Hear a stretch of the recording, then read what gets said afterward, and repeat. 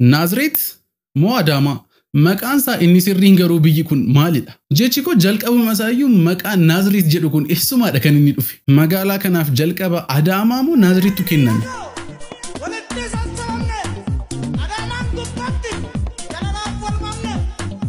Hayyee kabajamtootaa fi jaallatamtoota maatii Oromoo Book Sagalee kitaaba duraan dursee gara YouTube channel keenyaatti baga nagaan dhuftanii isiniin jecha ani beekaadha. Kun immoo Oromoo Bookidha. Egaan siriyeesiin keenya har'a akkumatti fufeetti jira. Har'a immoo sharriin isin fudhadha gara magaalaa Adaamaa.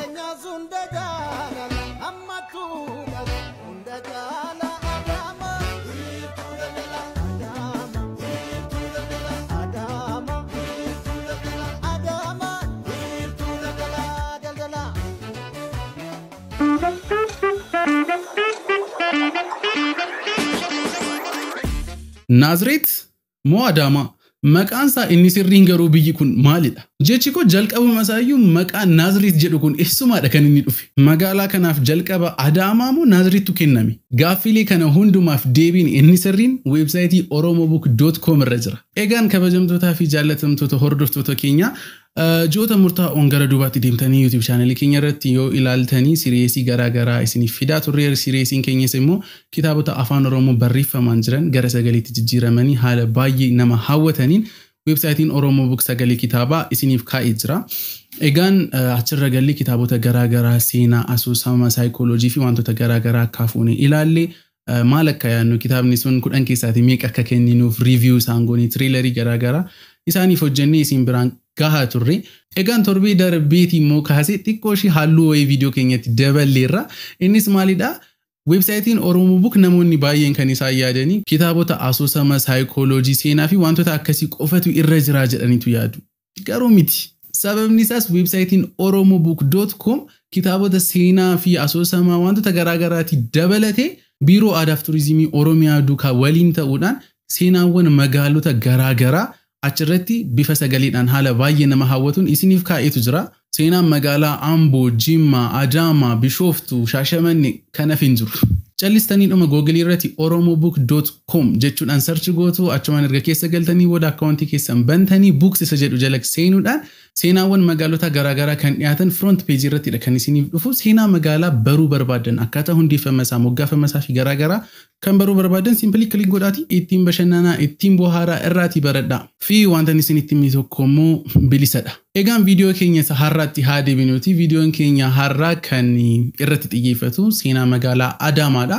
Egaan baay'ee isaa isinitti himu sababni isaas galtanii dhaggeeffachuu qabdu. Garuu ani dhaggeeffadheera guutummaa isaa akkaataa hundeeffama isaa akkamittiin akka moggaafame yoom akka hundeeffame wantoota hedduu irraati baradheera fi isaan keessaatti isiniif xiqqoo ishee isin fayyada jedhee.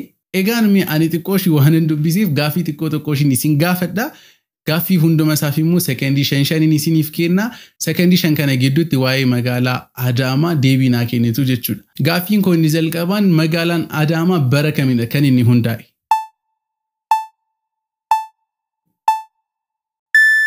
Bara 1916 namoonni jettan hundumti keessan sirriidhaan argataniitu. Garuu isaan ala namoonni jettan immoo Oromoo Book irra galaatii beekumsa keessan. Maqaan duraan dursa magaalaa Adaamaadhaaf kenname maalidha?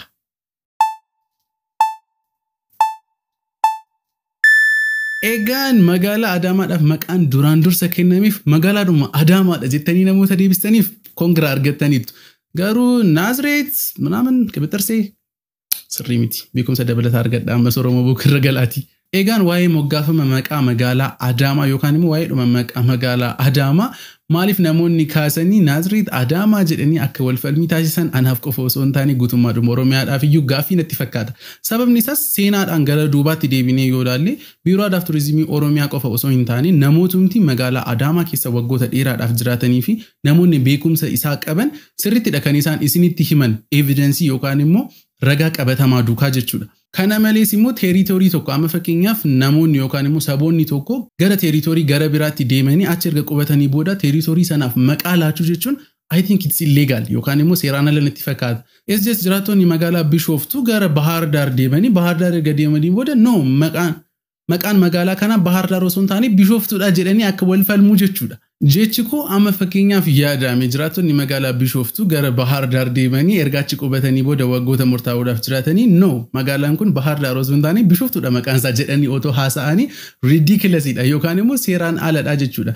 Territorii saba tokkoo yookaan immoo bakka saba tokkoo konquer gochuu yookaan seeraan ala property namarratti trespass gochuudha jechuudha. Kana irratti immoo gadi fageenyaan kitaabni isiniif ibsu jira. Gadi fageenyaan keessa galee maaliif akka jedhame akkamitti akka moggaafame maqaan sun eessaatti akka dhufe kana malees waa'ee magaalaa Adaamaa wanta isin beekuu qabdan guutummaa guutitti bakka irraati argatan isinitti himaa. Innis immoo Google keessa ni bantu oromobook.com jechuudhaan search gootu website keessa galuudhaan register godhaa books keessa galaati seenaa magaalaa Adaamaa sagaleedhaan hojii keessan akka hojjettan dhaggeeffadha.